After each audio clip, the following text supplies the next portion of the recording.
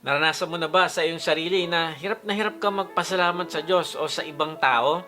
O kaya sa kabaligtaran ay meron kang inaasahan na tao na magpapasalamat dapat sa iyo pero hindi niya ginawa. Alam mo, hindi ka nag-iisa kasi ang natural na tugon ng tao sa mga bagay na natatanggap niya ay selfishness at hindi gratefulness. Tapos lalong mas mahirap magpasalamat kapag dumadaan ka sa kahirapan o mga challenges sa buhay na kapag hindi nangyaring isang bagay ayon sa iyong pinlano, ay nako, talagang ang hirap magpasalamat. Bakit? Kasi frustrated ka at disappointed at malamang puno pa ng galit. Tapos marahil ang dami mo pang tanong, bakit nangyari ito sa buhay ko?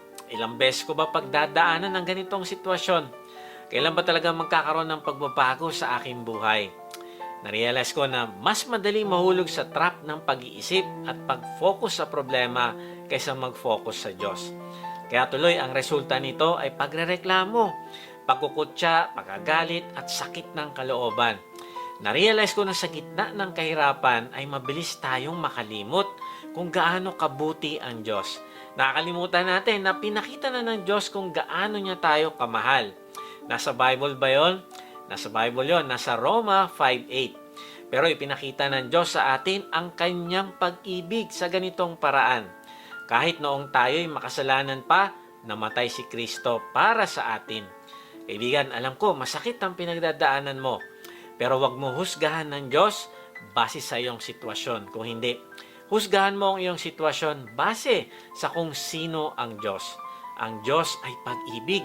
Ayon sa talata, hindi ka niya inantay na magbago kung hindi noong makasalanan ka pa ay namatay na siya para bayaran ang kaparusahan ng iyong kasalanan sa krus.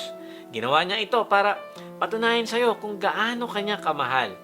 Dapat ikaw at ako ang mamatay, pero siya ang namatay para sa atin. Kaya sabi sa unang Kronika 16:34, magpasalamat kayo sa Panginoon dahil siya'y mabuti. Ang kanyang pag-ibig ay walang hanggan. Kaibigan, ito yung pag-uusapan natin ngayon.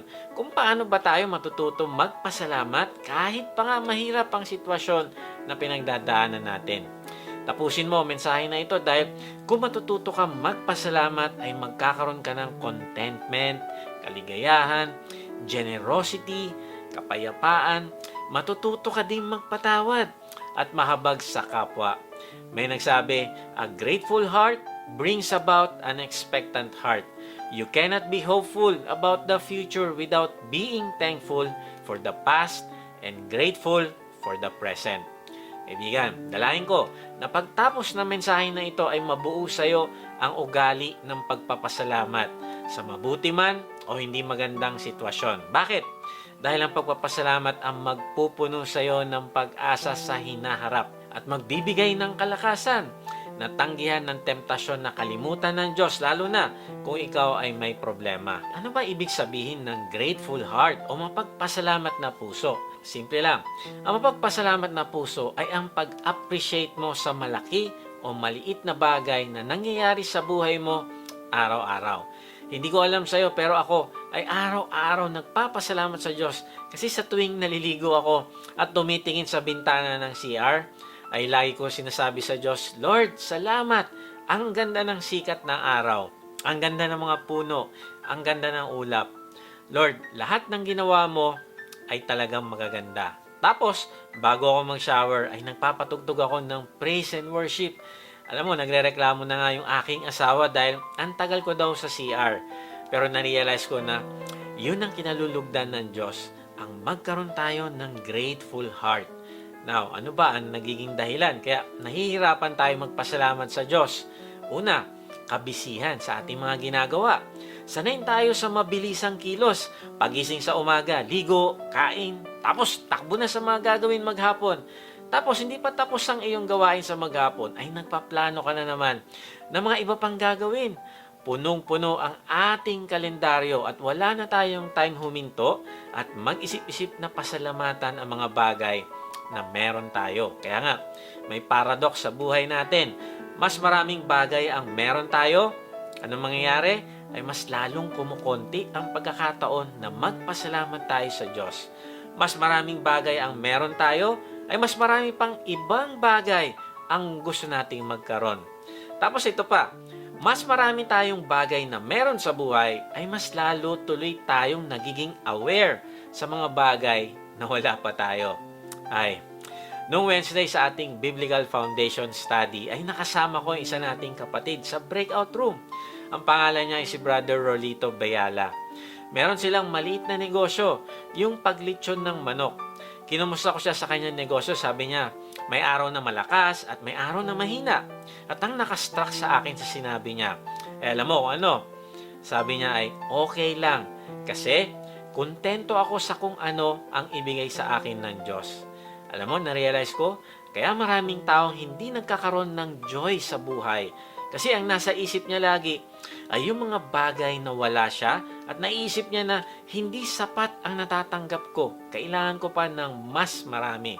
At dahil dito ay nakakalimutan na niyang magpasalamat sa Diyos. Kaibigan, hindi ibig sabihin ng pagiging kontento ay magpapakatamad ka na lang at hindi ka na magpaplano kung paano ka lalago. Kung hindi, kung anong meron ka na ngayon ay pagpapasalamat mo na yan sa Diyos. Narealize ko na ang mga taong hindi mapagpasalamat ay kahit kailan ay hindi magkakaroon ng satisfaction sa buhay. Kahit ano pang mangyari sa buhay nila, nasasabihin nila na kulang pa at hindi pa sapat.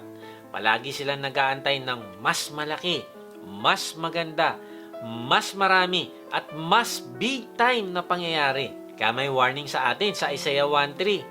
Even an ox knows its owner, and a donkey recognizes its master's care. But Israel doesn't know its master. My people don't recognize my care for them. Grabe, sabi ng Diyos sa mga Israelita ay mabuti pa yung mga hayop.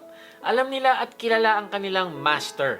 At alam nila kung gaano sila kamahal ng kanilang mga amo. Pero ang mga Israelita ay hindi nila na-appreciate ang ginagawa ng Diyos sa buhay nila. Ang nakikita nila ay ang mga bagay na wala sila. Narealize ko na tayo mga tao, ganun din.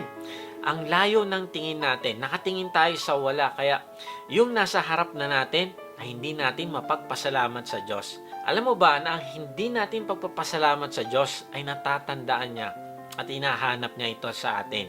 Naalala ko yung kwento sa Bible sa Luke chapter 17 na merong 10 ketongin o leper ang nagmakaawa sa Panginoong Yesus na pagalingin sila. Pero matapos silang pagalingin ay isa lang ang bumalik para magpasalamat. Tingnan natin kung ano yung sabi ng Panginoong Yesus. Hindi ba't 10 ang aking pinagaling at nilinis? Tanong ni Yesus. Nasaan ang 9? Wala bang nagbalik upang magpuri sa Diyos kundi ang dayuhang ito? Grabe, pati bilang ng pinagaling ng Panginoong Yesus ay alam niya at inaasahan niya na sila ay magpupuri at magpapasalamat sa Kanya. Pero, iisa lang ang nagpatira pa sa Kanya, nagpuri at nagpasalamat. Narealize ko na meron kang pananampalataya na manalangin at humingi ng kailangan mo sa Diyos. Gaya nung nagkasakit na 10, humiling sila sa Panginoon na, Lord, maawa ka sa amin.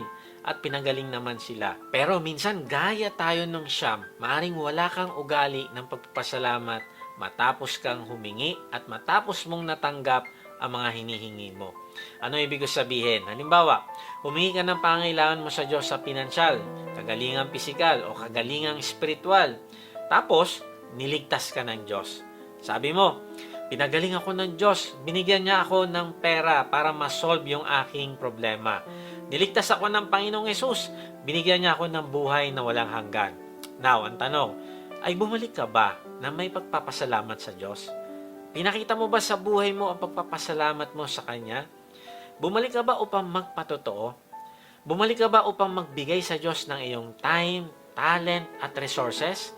Bumalik ka ba upang ipagamit mo ang iyong buhay sa pagpapalago ng iyong relasyon sa Kanya at paggawa ng alagad para sa mga kaluluwang ililigtas niya? Narealize ko na ang buhay ng isang Kristiyano o alagad ng Panginoong Yesus ay isang malaking salita na thank you. Wala tayong gagawin sa buhay natin kung hindi magpasalamat. Hindi lang sa labi, kung hindi sa buhay natin. Nakakalungkot kasi may mga tao nagsasabi na niligtas ako ng Diyos at pinatawad sa aking mga kasalanan. Pero hindi makapag-dedicate ng kanyang oras para sumamba kahit sa online bilang pasasalamat niya sa Diyos. naging 7-Eleven Christians na tayo. Ano yung ibig sabihin ng 7-Eleven Christians? Ginawa na nating convenience store ang church. Pupunta ka lang pag may kailangan ka. Kaya kaibigan, tanungin natin ito sa sarili. Bakit ba ako nag-worship pag Sunday? Dahil ba sa hindi natuloy yung outing o lakad ng barkada o ka-meeting ko sa trabaho? Dahil ba sa hindi natuloy ang reservation nyo sa hotel o resort? Kaibigan, simulan mo magpasalamat sa Diyos sa pamamagitan ng pagpapakita mo sa Kanya ng iyong buhay na itinalaga mo para sa Kanya. Narealize ko na nalulungkot ang Panginoon sa tuwing mas minamahal mo ang mga tao o bagay o happenings kaysa sa Kanya. Nalalapit ka lang sa Kanya tuwing meron kang kailangan. Kung ikaw ay magulang, alam mo yung pakiramdam na ang isang anak ay tatawag o magme-message lang sa'yo para manghingi. Tay, nay, kailan kayo papadala ng pera? Pero pag may pera na sila, wala silang time para makipag-usap at kumustahin ang kanilang mga magulang.